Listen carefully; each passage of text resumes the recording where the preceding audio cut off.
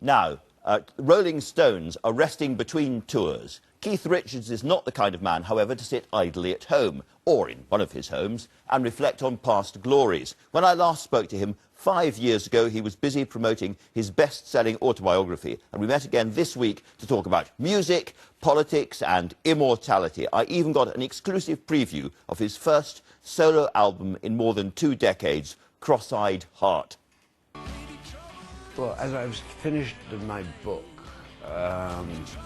and then I looked around and I said, I'm supposed to be doing something. No? And the Stones were in one of their dormant periods. Yeah. And my great friend Steve Jordan said, well, let's go in the studio, man, just kick some stuff around, you know, I mean, what does it matter? So we started, and we did a couple of tracks, and interesting. And then I think it was months later that we came in and did another couple of tracks, and somehow Steve and I looked at each other and said, you know, this record is making itself. It wants to be an album. And it's not a kind of modern digital studio either. You're using analog. No, I use analog. So why is that? Well, because it's far better sound than digital. I mean, high-tech's a wonderful thing, you know, it does wonderful things for visuals, wonderful. But when it comes to sound, the ones and the zeros don't quite make it, you know. You need the little things going round and round.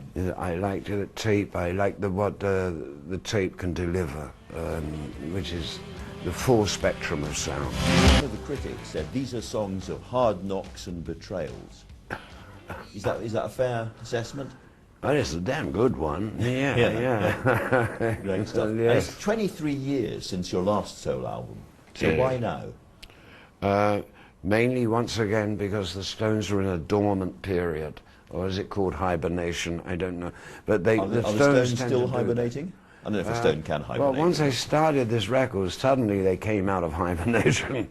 So it's taken me a while to find the right slot, the right time, you know, to put it out, because it's basically been finished for over a year or so. But hey, when the Stones are working, I mean, I'm in like Flynn, right? Absolutely, and presumably making a Stones album is a whole different thing from making a solo album. The money involved, the number of people involved, the complexity of it. So is this album, as it were, kind of the pure, unplugged Richards? I think that's a good way of putting it, Andrew. Yes, it was the first album I can remember, Stones or not, where there wasn't a deadline, because nobody was expecting an album. So until we'd finished it, and I think that was one of the joys of making it, is like you weren't up against any deadlines of you have to deliver. You know? I mean, we just recorded until we thought we had enough for an album. Are you now in the position of wondering how long the Stones thing can go on at that full voltage? No, I've not gone there yet. Let other people wonder about that. You're now 71, is that right? So far, yeah. So far. Now, an awful lot of other folk haven't made it this far, if I can put it gently. No, I believe there are a few younger than me. Yeah. Exactly. And you've got your mortality ring still on your finger there. I guess remind you of that kind of stuff. Yes. So the question really is, to what extent is doing this kind of thing keeping mortality at bay? Is it music that for you keeps the laughing lady away?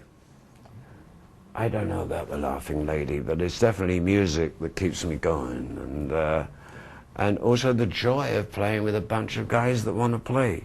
I mean, it's as simple as that, really.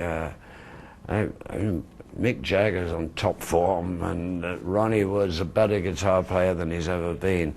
Charlie Watts is as solid as ever, and I mean, you can't walk away from things like that. Of course you can't. Of course you can't. Now, the other thing I remember from your book, which is a great book, is that your grandparents you describe as really good old-fashioned hardcore socialists. They had very strong views. Yes, so this on my father's side, yes, yes. This being a period in British history where the left is on the resurgence again, I wonder what you think about Jeremy Corbyn, for instance. Well, I was wondering what my grandfather, Ernie, who was one of Keir Hardy's buddies, I mean, strongmen, what he would think about the current state of the Labour Party. What Keir Hardie would say or think in this present day and age, I don't think applies really, is what do you think, Mr. Corbyn? Yes. You know, I wish him all the best. I did have a problem when I saw one of, was it David Miliband's emails to Hillary Clinton, where he was starting to criticize people by what school they'd gone to. And I thought, what would Keir Hardie have thought about that, whether you went to Eton or Westminster or Harrow? That would have been a little, I think it would have had something to say about that, you know. You've said in the past that the whole hell-raising stuff got slung around your shoulders and something you had to carry around endlessly. But let's be honest, you've done quite a lot of stuff. What's your advice to the kind of younger generation who maybe haven't been able to handle it quite so well? I say, live a clean life and don't do as I do. So, what am I going to tell them? Kids are going to do. Yeah, but don't do as I do. Anyway, none of you really know what I did. You just imagine it. So I think a lot of my image is to do with other people's imaginations. You know, I mean, I did. But not all of it. I mean, no, not all of it. At some level, are you Andrew, quite I'm not surprised? running away from it. No. Are you quite surprised and pleased to still be here, still doing what you do at 71? No, I never had any doubt. I mean, within myself, I mean, I've never felt that I pushed anything to the limit. But, I mean, I could be wrong, you know. It's, but I've never thought about that I'm going to push this. You know, I just did what I felt was right for me. And I certainly wouldn't recommend it for everybody. You know. You talked very nicely earlier on about Mick being in absolutely fine fettle and all the rest. Do we deduce from that that World War III is finally over? Oh, I think so. Quite a long time. I mean, nobody surrendered.